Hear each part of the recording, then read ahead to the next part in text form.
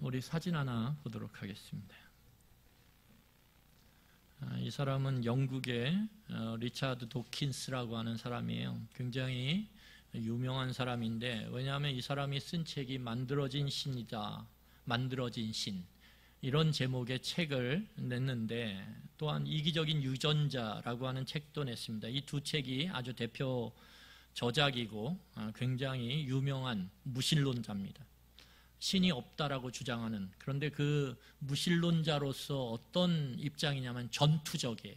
다시 말해서 신이 있다라고 이야기하는 그리스도인들을 매우 공격적으로 그렇게 말로 공격하고 글로 공격하는 그러한 사람이 이 영국의 리차드 도킨스라고 하는 사람입니다. 왜 이런 사람을 지금 소개하냐? 이 사람이 최근에 자신을 기독교인이라고 소개했습니다. 놀랍죠? 지금까지 나는 신이 없다라고 하는 책을 써서 우리나라에도 이 만들어진 신이라고 하는 책이 엄청 많이 팔렸어요. 그런데 최근에 자신이 나는 기독교인입니다 이렇게 말하기 시작했다라는 거예요.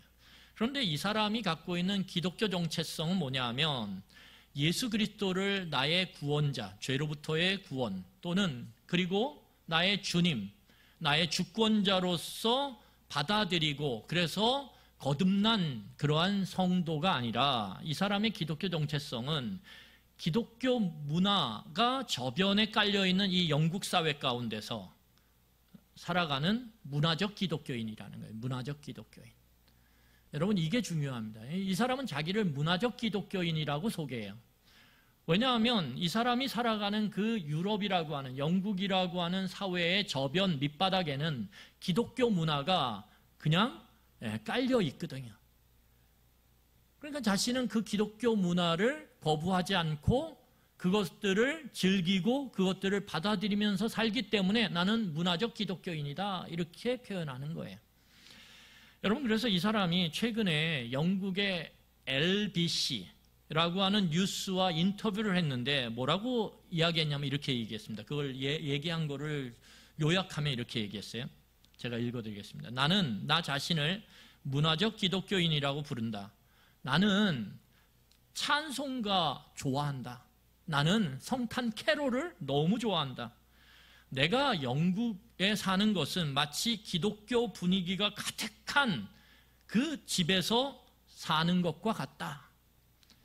그래서 만약에 나한테 기독교와 이슬람교 중에 하나를 택하라고 한다면 나는 항상 기독교를 택할 것이다. 이렇게 자기를 소개했어요. 그러니까 이 사람은 전혀 예수님과 상관없어요. 여러분, 예수님과 상관 있으려면 무엇으로부터 시작되냐면 자기가 죄인이라고 하는 죄의 인정서부터 시작을 해야 돼요. 왜요?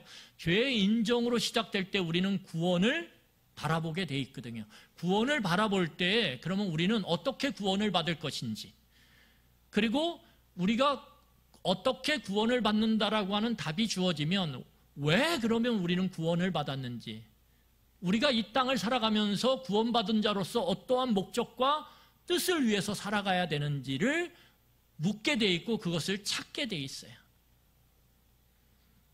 그런데 이 사람은 자기가 죄인인 걸 인정하지 않아요.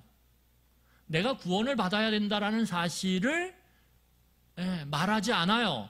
그럼에도 불구하고 나는 캐롤을 좋아하고 나는 찬송가를 좋아하기 때문에, 나는 여전히 이슬람교보다는 기독교를 더 좋아하기 때문에 나는 문화적 기독교인이다 이렇게 말하고 있다라는 거예요. 여러분, 이 문화적 기독교인이라는 게 뭐냐 하면 지금 말씀드렸듯이 기독교 문화에 대해서 아주 자연스럽게 받아들이고 오히려 그걸 즐기는 것, 그러한 현상을 문화적 기독교라고 이야기합니다. 그래서 이 문화적 기독교를 받아들인 사람은 어떠냐 하면, 내가 예수 그리스도를 나의 구원자와 주님으로 영접하고 받아들였습니다 라고 말하지 않음에도 불구하고, 고백하지 않음에도 불구하고 십자가 목걸이, 십자가 귀걸이, 십자가 팔찌, 십자가 너무 좋아해요. 십자가 너무 좋아해요. 전혀 거부감이 없어요. 여러분, 어린 시절부터 이러한 기독교 문화 가운데서 자란 사람들은 찬송가를 좋아하고 캐롤을 좋아해요.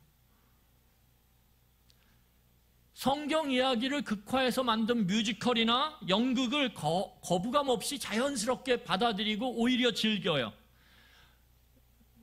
또한 절기를 챙겨요. 부활절이나 성탄절을 챙겨요. 그래서 어떻게 합니까? 그 분위기를 즐겨요. 야, 부활절인데 계란 먹어야 되지 않아? 이렇게 얘기하죠. 계란 누구 주는 사람 없어? 요즘에는 계란도 안 줘. 이래요. 오히려 계란을 막 찾아요. 성탄절이 되면 어때요? 야, 요즘에는 새벽송도 안 도네? 그렇게 얘기를 해요, 교회에. 자기 옆에 예수 믿는 사람들한테 그렇게 말한단 말이에요. 그러면서 성탄절날은 교회 가서 맛있는 거 먹어야 되는데 옛날에 참 좋았지. 그러면서 이 옛날 얘기를 한단 말이에요. 여러분, 이런 것들을 자연스럽게 받아들이고 누리고 즐기는 사람들, 이런 사람들을 우리는 문화적 기독교인이라고 부르는 거예요. 여러분, 그런데 유럽의 교회들이 쇠퇴한다 그래요? 그래서 그 아름다운 유럽의 건물들은 예술품이에요. 그건 보존 가치가 있어요. 그런데 우리나라의 교회 건물들은 예술품은 아니에요. 이상하게 콘크리트로 그냥 이렇게 저어놓고 그래서 보존 가치는 좀 떨어져요. 그런데 유럽의 교회들은 보존 가치가 있어요. 그래서 지금도 그 외형을 그대로 유지해요. 왜냐하면 관광객들이 좋아하거든요. 그런데 내부는 바뀌었어요. 어떻게 바뀌었냐면 술집으로 바뀌었어요. 바로 바뀌었어요. 많은 교회 건물들이 그렇게 술집과 바와 이슬람 사원으로 바뀌어버렸어요. 그럼 왜 유럽 기독교가 그렇게 쇠퇴했냐? 여러분, 지금 미국의 기독교는 어떨까요? 코로나 이후에 기존 교회에 예배를 드리던 사람들의 50%가 나오지 않는다 그래요. 우리나라도 마찬가지예요. 코로나 이후에, 코로나 전에 나오던 사람들, 교회에 예배를 드리던 나오던 사람들의 최소 30%가 사라졌어요. 큰 교회들은 50% 가까이 사라졌어요. 그래서 이 3본에서 가장 큰 교회 하면 딱 떠오르는 교회가 있어요. 그 교회에 제가 잘 아는 분이 있어서 우연히 만나게 됐어요. 그래서 한 주 전에 교회가 어때요? 그렇게 물었어요. 그랬더니 오래된 교회니까 예배 때 사람들이 꽉 차고 그리고 쏟아져 나오고 마치 밀물과 썰물처럼 밀려왔다가 쭉 빠진다라는 거예요. 또한 소그룹도 잘 이루어지지 않고 교제도 이루어지지 않고 옛날 어른들, 장로님과 그리고 권사님들이 그 교회의 중심이 돼가지고 젊은 사람들이 들어올 수 없는 철옹성처럼 탁 교회의 모든 자리, 봉사의 섬김의 자리, 모든 자리를 탁 틀어지고 그렇게 하신다라는 거예요. 연세가 드신 분들이. 그런데 수요 기도회에는, 금요 기도회에는 그렇게 주일날 오던 사람들이 거의 10분의 1, 15분의 1 그렇게밖에 오질 않는다라는 거예요.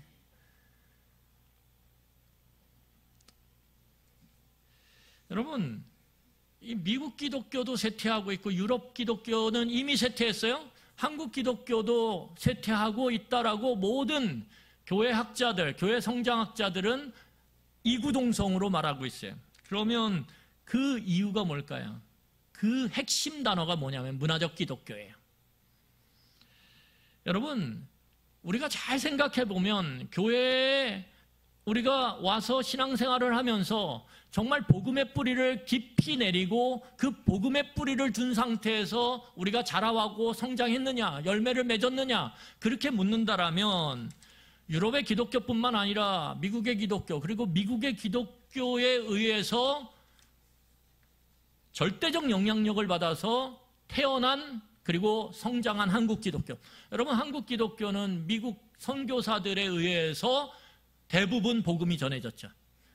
그러니까 절대적 영향력이 미국 기독교에 있다라는 거예요.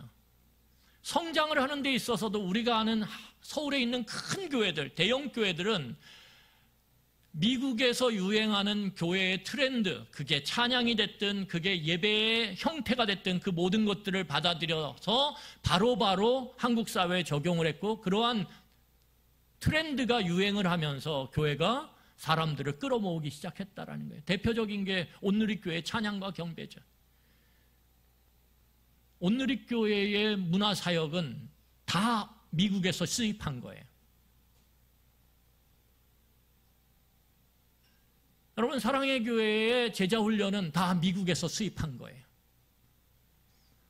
결국은 뭐냐면 복음의 깊이 뿌리 내리기보다는 그냥 교회의 분위기가 좋아서, 교회 사람들이 좋아서 그렇게 교회에 적을 두고 뿌리를 내렸어요. 그런데 정작 예수가 누구냐? 예수가 무엇을 했냐? 예수가 도대체 당신과 무슨 관계가 있냐? 예수를 인하여 무슨 소망을 갖고 살아가냐? 당신을 구원하신 예수 그리스도께서 당신에게 주신 삶의 목적이 뭐냐? 물을 때 대답할 수가 없다라는 거예요. 여러분, 청소년들이 이제 여름에 집회가 있을 텐데 수십 년 동안 그 여름 집회와 겨울 집회마다 청소년들이 미친 듯이 찬양을 해요. 정말 세상을 구원할 것처럼 그렇게 찬양을 하고 그렇게 열정 있게 예배를 드려요. 그런데 그 청년들이, 그 청소년들이 청년의 때가 되면 다 사회로, 세상으로 그렇게 떠나버려요. 왜 그럴까요? 그 어린 시절에 힘들고 지루하지만 하나님의 말씀을 제대로 받아먹고 자라지 못했기 때문에. 물론 그 아이들에게 맞게 복음을 전해야 돼요. 되도록이면 재밌게 전해야 돼요. 흥미있게 전해야 돼요. 그런데 중요한 것은 그것이 어려우니까 복음을 전하기보다 그 아이들을 자극하고 그 아이들을 흥분시킬 수 있는, 그 아이들이 마치 뜨거운 것처럼 그렇게 착각할 수 있는 문화적 접근을 했다라는 거예요. 그래서 모태신앙인데, 신앙생활을 교회에서 어린 시절부터 자라서 20년 그렇게 신앙생활을 해왔다라고 하는데 예수님에 대해서 물으면 몰라요. 복음에 대해서 물으면 몰라요. 이렇게 대답해요.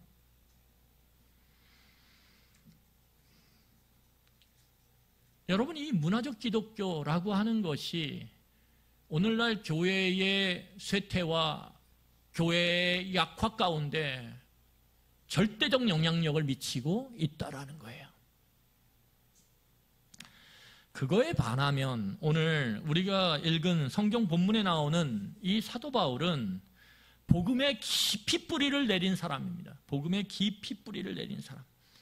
그래서 여러분, 사도 바울을 한 문장으로 표현하면 이렇게 표현할 수 있어요. 바울은 복음에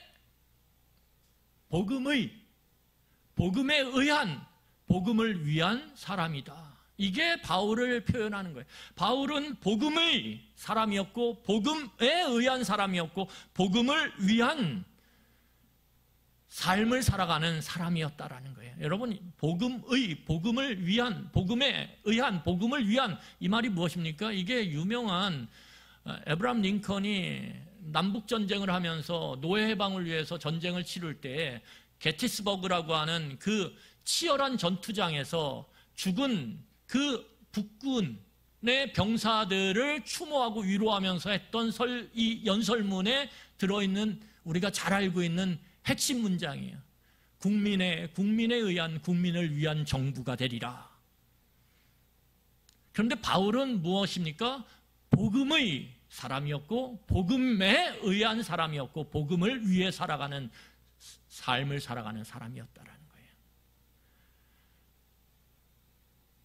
여러분, 국민에 의한, 국민을 위한 삶이 무엇입니까? 그걸 한마디로 말하면 국민 주권이에요. 국민이 주인이라는 거예요. 여러분, 그러면 복음에 의한, 복음을 위한 삶을 사는 바울은 무엇입니까? 복음이 주인이라는 거예요. 복음 주권. 복음의 주인됨. 여러분, 복음의 핵심이 무엇입니까? 예수 그리스도죠. 예수 그리스도의 주인됨, 예수 그리스도의 주권을 온전히 그 삶 가운데 인정하고 살아내는 삶, 그것이 사도 바울의 모습이었다라는 거예요. 여러분, 놀라운 것은 무엇이냐 하면 국민 주권을 붙잡고 그것을 위해 살아갔던 링컨이 그 노예로 인해서 인종과 계층이 갈려있던, 그래서 서로 으르렁대고 싸우며 갈라져 있던 그 아메리카 대륙을 어떻게 합니까? 진동시키죠. 이 링컨의 이 국민주권이라고 하는 이 말이, 국민이 주인이라고 하는 이 말이 온 아메리카를 진동시켜서 놀라운 변화로 이끌어요. 그게 노예 해방이에요. 그리고 미국은 강력한 나라가 됩니다. 우리가 아는 것처럼. 여러분, 오늘 이 바울은 복음에 의한, 복음을 위한, 다시 말해서 예수 그리스도에 의한, 예수 그리스도를 위한 삶을 살 때 바울의 삶이 그가 있는 곳에서 진동을 일으켜요. 진동을 일으켜요. 여러분, 살아있다라는 것이 무엇입니까? 움직이는 거죠. 움직이면 어떻게 됩니까? 진동이 일어날 수밖에 없어요. 당연하지 않습니까? 움직이면 아무리 숨만 쉬고 움직이지 않는 것 같아도 이 미세한 숨소리가 공기를 진동시켜요. 그래서 변화가 일어나게 돼 있어요. 결국은 무엇이냐? 살아있다라는 것은 진동시킨다라는 거예요. 진동을 일으킨다라는 거예요. 그래서 내가 만약에 살아있다라고 주장을 하는데 내 주변에 진동이 일어나지 않는다라면 그것은 살아있는 게 아니라 죽은 것입니다. 여러분, 오늘 우리가 말씀을 통해서 복음에 의한, 복음을 위한 삶을 날마다 살아갔던 이 사도 바울이 일으켰던 진동이 어떤 것인지 함께 살펴보며 은혜를 누리기를 원합니다. 여러분, 오늘 성경 본문은 바울이 예루살렘에서 일으켰던 소동의 한 장면이에요. 바울은 에베소라고 하는 소아시아의 수도에서 목회를 했습니다. 거기서 교회를 개척하고 교회를 세워갔어요. 그런데 그 사도 바울이 이제 예루살렘으로 와요. 예루살렘으로 사도 바울이 에베소에서 오는 이유는 뭐냐 하면 이 예루살렘 지역이 기근으로 인해서 굉장히 힘든 상황 가운데 있었고, 특히 이 예루살렘 교회 성도들이 기근으로 인해서, 그 배고픔으로 인해서 매우 어려운 상황에 처해 있었습니다. 그래서 사도 바울이 이방 교회들에게 요청을 해서 구제헌금을 거두고 그 구제헌금을 갖고 이 예루살렘을 방문하게 돼요. 그런데 예루살렘에 왔을 때 이제 이방인 성도들, 그가 말씀을 전하고 예수 그리스도를 전해서 예수 그리스도를 구원자와 주님으로 믿게 된 그 성도들이 함께 예루살렘으로 와요. 이방인 그리스도인들이. 그럴 때 예루살렘 교회의 사도들이 사도 바울에게 뭐라고 말하냐 하면, 당신이 여기 오면 이제 유대인들의 표적이 될 것이다. 그러면 당신도 공격받고 당신이 함께 온 이방인 그리스도인들로 공격받고 예루살렘 교회도 공격을 받을 테니까 그들에게 꼬투리가 잡히지 않게끔 7일 동안 정결 예식을 행하라, 이렇게 이야기해요. 왜? 이방인들과 접촉을 했잖아요. 그러니까 당신이 지금 이방인들과 함께 왔으니까 정결 예식을 거쳐서 성전에도 가고 그렇게 하는 것이 꼬투리가 잡히지 않는 길이다, 이렇게 권면을 해요. 그리고 사도 바울이 그것을 받아들입니다. 여러분, 이게 사도 바울이 복음의 뿌리를 내리고 있음으로 인해서 생기는 뭐예요? 유연성이에요. 유연성. 여러분, 사도 바울이 이방인들에게 복음을 전할 때요, 어떻게 전했습니까?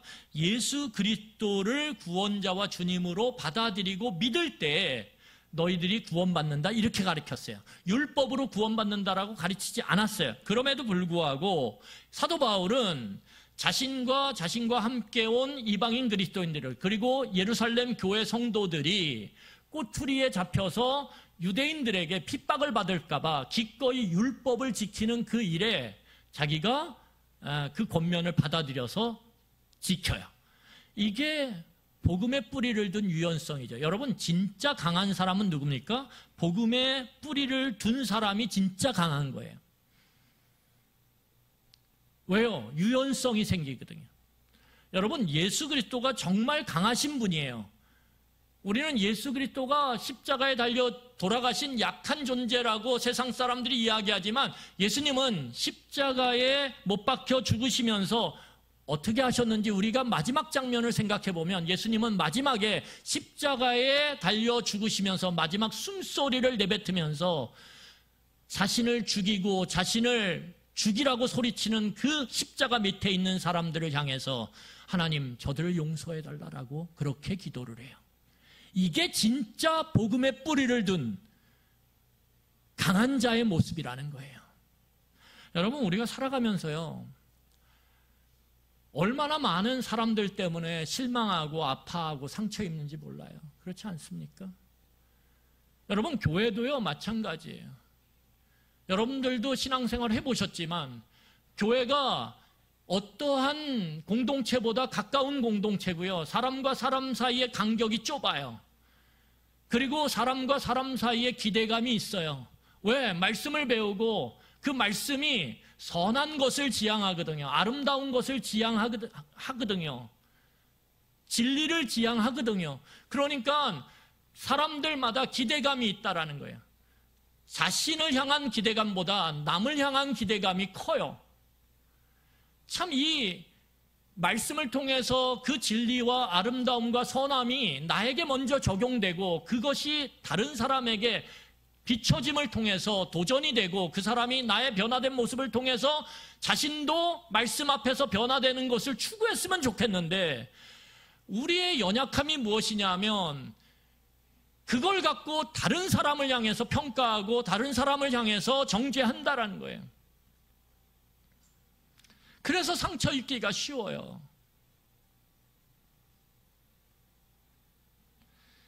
그런데 정말 복음의 깊이 뿌리를 박으면 그리스도와 깊은 관계를 우리가 맺어 누리게 되면, 여러분, 사람들을 향해서 우리는 이 예수 그리스도와 같은 마음, 긍휼히 여기는 마음, 아무것도 모른 채 저렇게 헛된 일에 온 열정과 삶을 바치는 그 허무한 인생에 대한 안타까움, 이러한 마음을 갖게 돼 있다라는 거예요.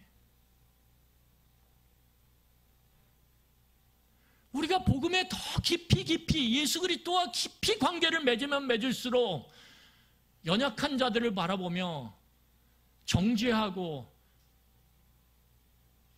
그들을 멀리하기보다는 오히려 주의 은혜를 구하는 자리로 나아가 그들이 주의 은혜로 회복되기를 원하는 그러한 우리의 모습으로 변화돼 간다라는 거예요. 그것이 드러나는 것이 예수 그리스도예요. 십자가 위에 예수 그리스도. 여러분, 사도 바울이 7일 동안 정결을 예식을 거쳐요. 그리고 그 마무리를 짓기 위해서 성전으로 올라갑니다. 성전으로 올라갈 때 누구와 함께 올라가냐 하면 에베소 사람 드로비모와 함께 올라가요. 근데 이 드로비모를 발견한 유대인들이 모함을 하기 시작하는데, 어떻게 모함을 하기 시작하냐 하면 이방인이 절대 들어가지 말아야 될 그 공간이 있는데 그게 안뜰이에요. 이 안뜰까지 사도 바울이 저 에베소 사람 이방인 드로비모를 데리고 들어갔다라고 거짓말을 하기 시작해요. 유대인들이. 그리고 모함을 하기 시작해요. 원래 성전에는 이방인이 들어갈 수 있어요.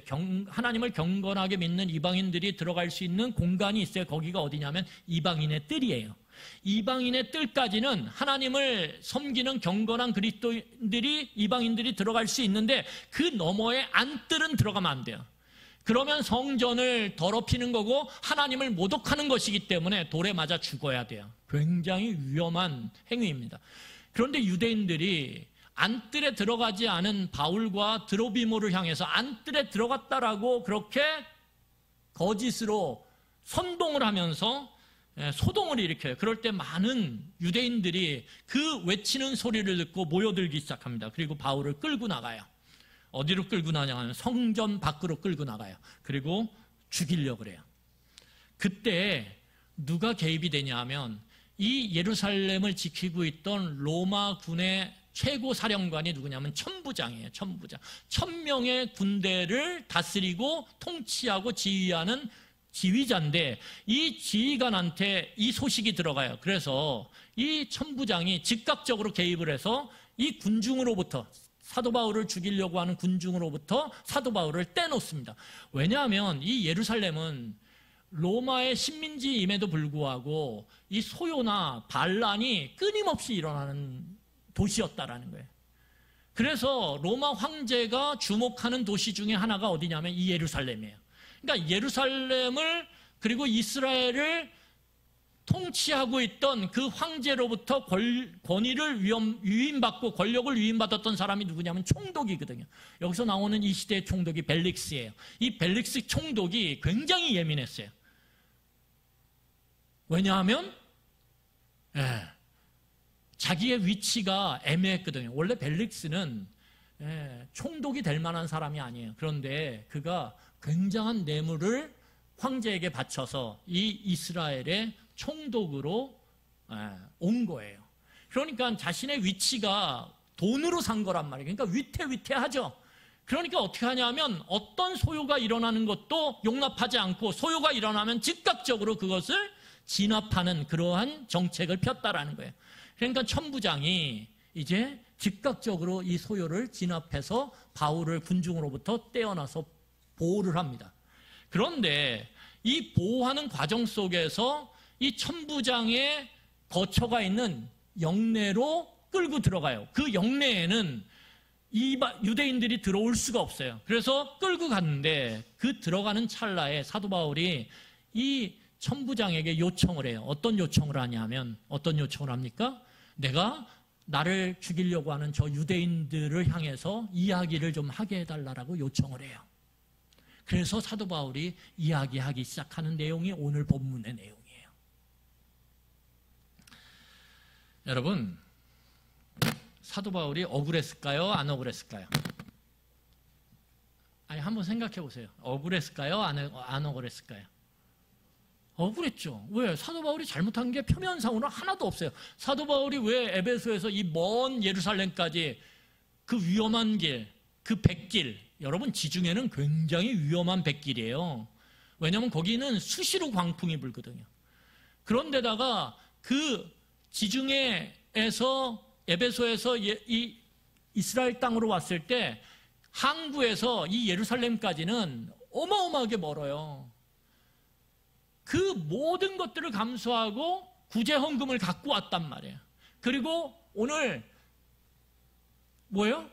꼬투리 안 잡히려고 자신이 정결 예식까지, 구약의 정결 예식까지도 기꺼이 지켰단 말이에요. 바울이 잘못한 게 하나도 없어요, 표면상으로는. 그런데 지금 사람들은 바울을 끌어다가 죽이려고 했잖아요. 억울하죠? 여러분, 인생을 잘 생각해 보세요. 기쁜 일이 많아요? 슬픈 일이 많아요? 어떤 게 많으세요? 난 너무 맨날 기뻐 막 이러세요? 여러분, 정말 그 안심되는 마음으로 하루 종일 사세요? 아니면 불안한 마음으로 사세요? 여러분, 우리의 인생은요, 뭐 50대 50이라고 칩시다. 50대 50이에요. 좋은 것도 있고 안 좋은 것도 있죠. 그렇죠? 인생에. 목사님, 저는 반대예요. 저는 100% 좋아요. 그럼 축복합니다. 많이 쳐서 반반이라고 해요. 근데 사람은 기쁜 일만 있었으면 좋겠고 좋은 일만 있었으면 좋겠죠. 그런데 인생의 기본값이 뭐라 그랬어요? 안 좋은 일이 있어요. 고난이 있고 어려움이 있어요. 그것 또한 내 인생이에요. 여러분, 그래서 자신의 인생을 사랑하면, 내 인생을 사랑하면 우리는 좋은 것만 받아들이지 않아요. 힘들고 어려운 것도 내 인생이에요. 내 인생을 사랑하면 그것도 받아들이는 거예요.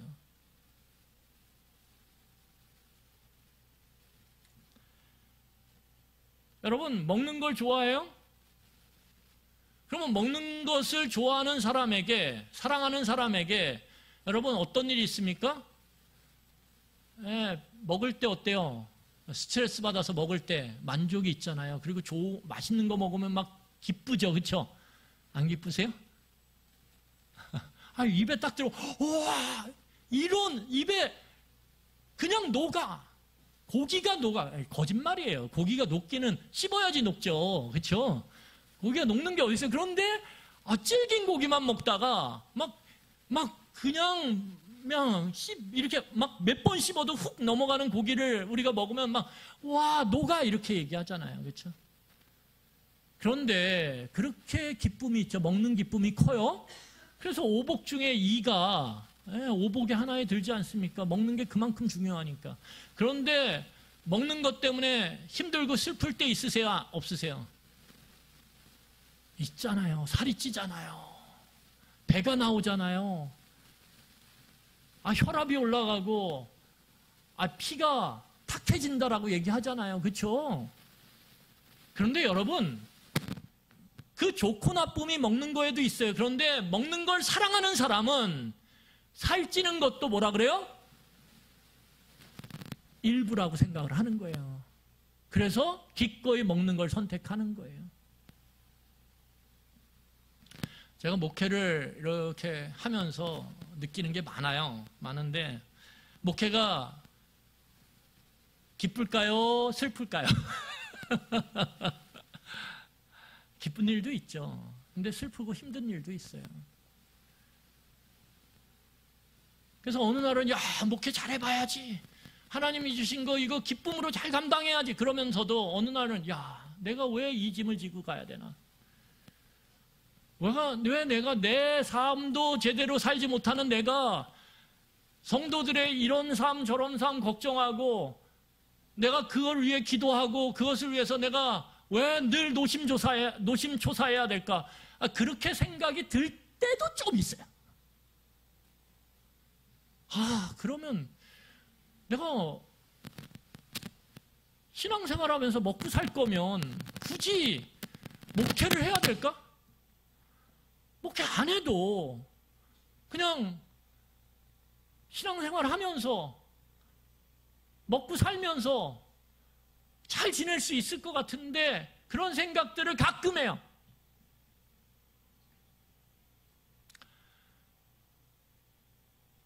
그런데 왜 목회를 할까요?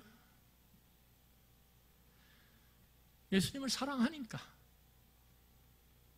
그거 외에는 답이 없어요. 예수님을 사랑하기 때문에 이 목회의 기쁨도 있지만 목회의 슬픔 또한 제가 감당해야 되는 부분들인 거예요.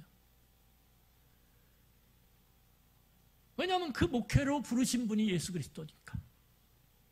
제가 예수 그리스도를 사랑 안 하면 나 이거 못해요. 예수님 너무 힘들어서 이거 못해요. 그리고 내팽개치겠는데 예수님이 저를 부르셨잖아요. 그리고 저는 예수님을 너무 사랑하거든요. 그러니까 그걸 감당하는 거예요. 제 아내랑 살면서요, 좋은 일도 있지만 힘들고 어려운 것도 있어요. 안 맞으니까. 억울할 때도 있어요. 그래서 며칠을 말 안 하고 지낼 때도 있어요. 그런데 어떻게 해요? 아내를 사랑하니까 그것 또한 제가 감당해야 될 부분인 거예요.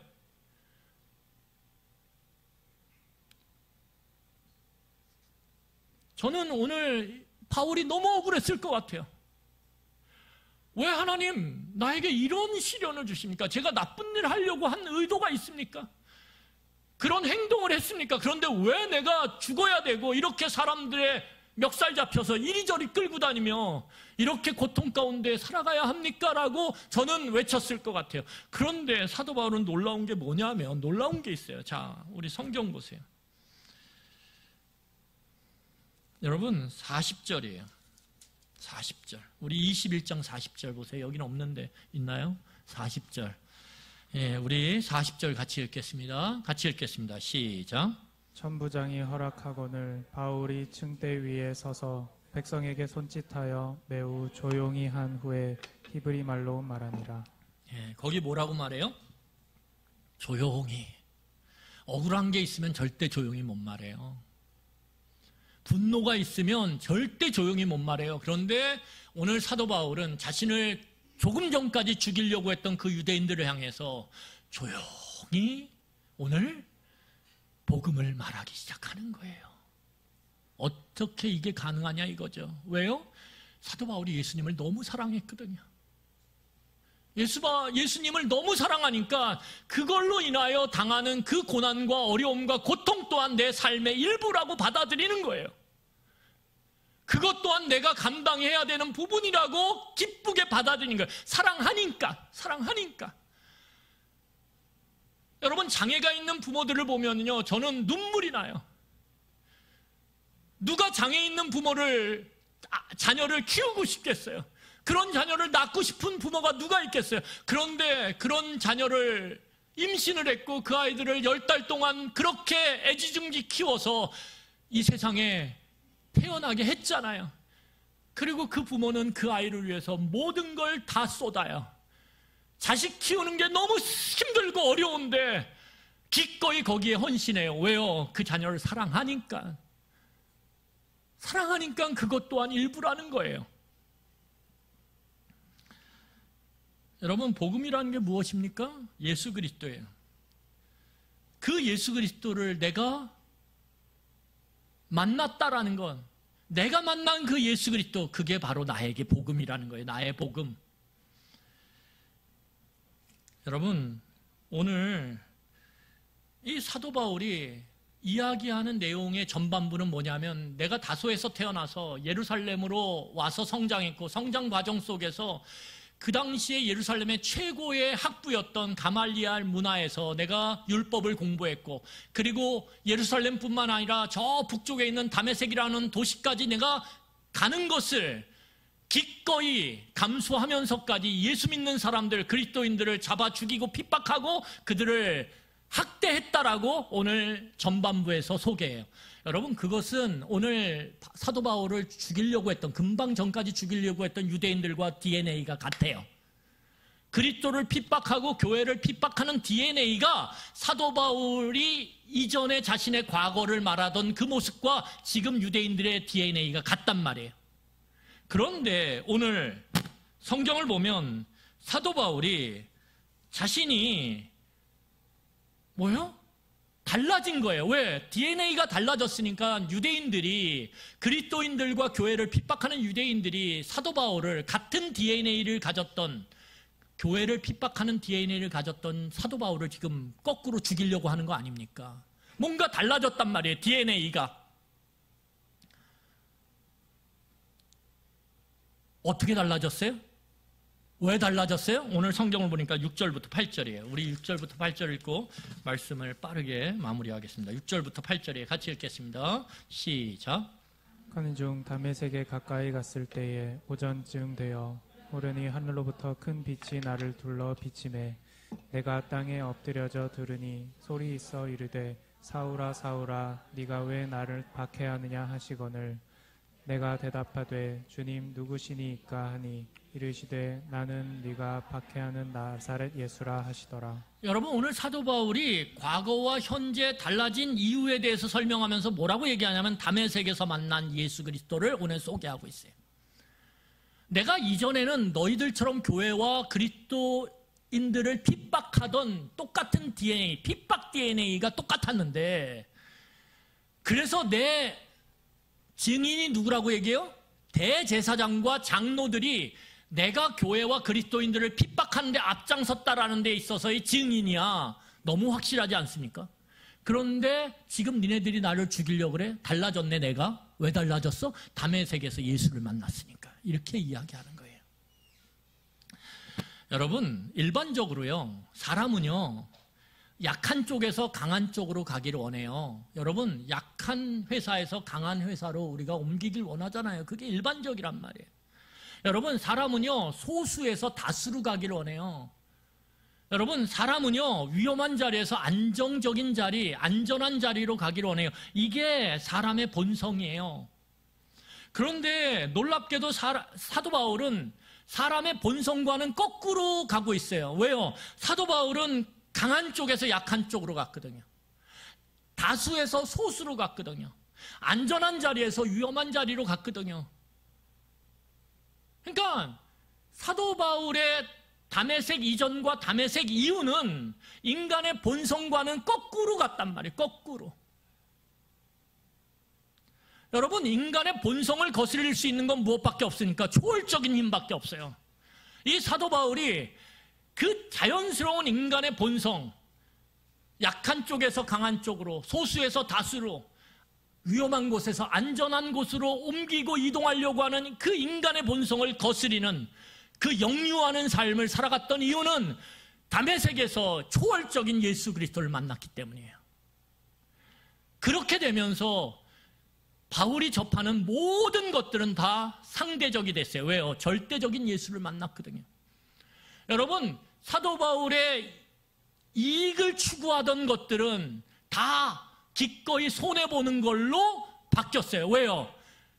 그 어떤 유익보다 더 큰 분이신 예수 그리스도를 만났거든요. 여러분, 사도 바울은 심지어 자신의 육체적 생명을 내놓는 것까지도 기꺼이 하게 됐어요. 왜요? 영원한 생명이신 예수님을 만났거든요. 정말 영원한 생명이시며 영원한 유익이시며 영원한 절대자이신 예수 그리스도를 만났기 때문에 그의 삶이 이전과 이후가 달라지는 이러한 놀라운 변화를 경험했다는 거예요. 여러분, 우리가요 살아가면서 누구를 만나느냐가 어떤 체험이 있게 되느냐를 결정하는 거예요. 누구를 만나느냐에 따라서 체험이 달라져요. 친구도요, 욕 잘하는 친구 만나면 욕 못하던 애가 욕으로 채워져요. 막. 그런 거 모르십니까? 옛날 영화 써니라고 하는 영화를 보면요, 여학생들이 얼마나 욕 배틀을 하는데 욕을 잘하는지 막 서로 배워요. 저 내가 처음 써보는 욕인데 막 이러면서. 그러니까 누구를 만나느냐에 따라서 채워지는 게 다르단 말이에요. 채워지는 게 다르면 변화도 달라지는 거예요. 오늘 사도 바울은 예수를 만났어요. 만나자 예수로 인해서 그는 사랑과 긍휼로 채워지기 시작해요.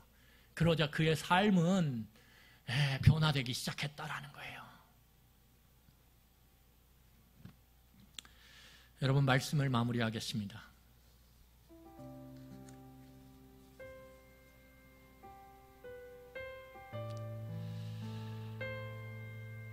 우리는 지금 너무나 안전한 그리스도인이 됐어요. 안전을 추구하는, 너무나 침묵하는 그리스도인이 됐어요. 우리는 그냥 악에도 눈을 감아버리는 그리스도인이 됐어요. 마치 십자가로 가는 예수 그리스도를 배신하고 등졌던 제자들처럼. 그래서 우리의 삶에는 진동이 일어나질 않아요. 진동이 일어나야 헛된 것들은 무너지고 온전한 것들은 끝까지 서 있을 텐데 진동이 일어나질 않아요. 변화가 일어나질 않아요. 왜요? 우리는 안전한 자리를 찾고 많은 사람이 있는 곳을 찾고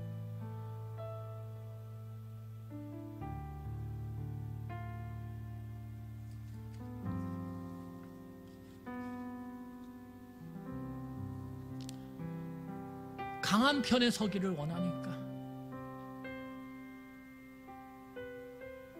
이 시대가 그런 시대예요. 교회도 성도도 약한 것보다는 강한 쪽으로, 적은 사람이 있는 것보다는 많은 사람이 있는 대로,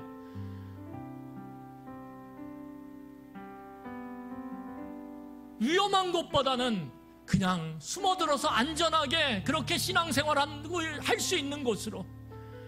그러니까 그 삶의 진동이 안 일어나요. 기독교인이 한때는 1000만 명, 1200만 명이라고 자랑했던 이 한국교회가 아무런 진동도 일으키지 못한 채 세상의 악함은 더 악해졌고 세상의 정치는 더 그리스도인들로 인하여서 더 얽히고 설켰고,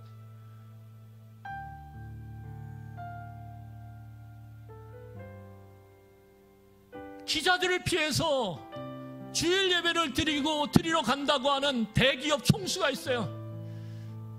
그게 방송에 잡혔어요. 주일날 성경책을 끼고 예배를 드리러 간다고 그 기자를 편에서 피해서, 인터뷰하려고 하는 기자를 피해서 오늘 주일이라고, 나 지금 예배 드리러 가야 된다고 총총총총 그렇게 빠른 걸음으로 예배당 안으로 들어가요. 그런데 그 대기업 총수가 무슨 이유에선지 자기 부인을 버리고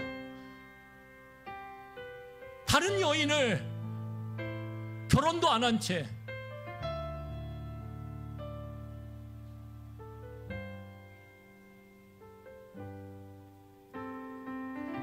여러분, 진동이 안 일어나요. 진동이. 우린 다시 점검해야 돼요. 내가 복음에 의한 복음을 위해서 살아가고 있는 존재인지, 내가 정말 예수 그리스도 그 한 분으로 인하여 내가 오늘 내 삶을 선택하며 살아가고 있는지, 그러면 진동이 일어날 거예요. 여러분, 예수 그리스도로 인하여 여러분들이 예수 그리스도의 주권을 인정하며 여러분들의 자녀를 대할 때 여러분들 안에 마음에 8도, 9도, 10도의 강진이 일어날 거예요. 미치고 백작 뛰고 못 참을 정도로 일어날 거예요. 하나님, 제가 참아야 됩니까?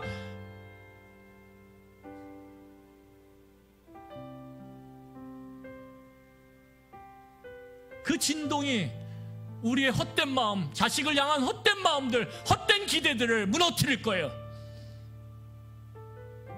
그리고 주님 앞에 먼저 자복하게 만들고 우리의 죄를 회개하게 만들 거예요. 여러분들의 자녀에게, 여러분들의 배우자에게, 여러분들의 주변 친지들에게, 이웃들에게 여러분들이 예수 그리스도로 인해서 예수 그리스도에 의한 예수 그리스도에 의한 삶을 삶으로 인하여 진동이 일어나고 있는가? 오늘 우리는 물어야 돼요. 쭉정이와 같은 그리스도인이 돼서는 안 돼요. 소수일지라도 알곡과 같은 그리스도인이 돼야 돼요. 왜요? 그것만이 그리스도 앞에서 의미가 있기 때문에, 가치가 있기 때문에. 우리 이 시간에 같이 말씀을 기억하며 기도하기를 원합니다. 하나님, 내가 그리스도와 함께 살고 있다면 내 삶에 진동이 일어나게 하여 주시옵소서. 여러분, 그리스도를 아는 건 중요하지 않아요. 왜요? 성경을 보면 사탄도 그리스도를 알아요. 그리스도를 알고 떤다라고 이야기해요. 그리스도를 아는 게 중요하죠. 그렇지만 그게 최종적이진 않아요. 누가 알아야 돼요? 예수 그리스도가 여러분을 알아야 돼요.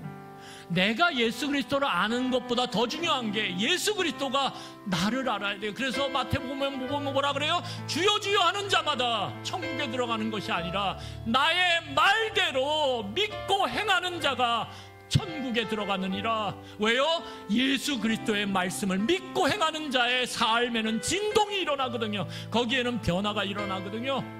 그걸 보시고 하나님은 말씀하시는 거예요. 내가 너를 안다. 우리 이 시간에 함께 기도하기로 합니다. 기도하시겠습니다.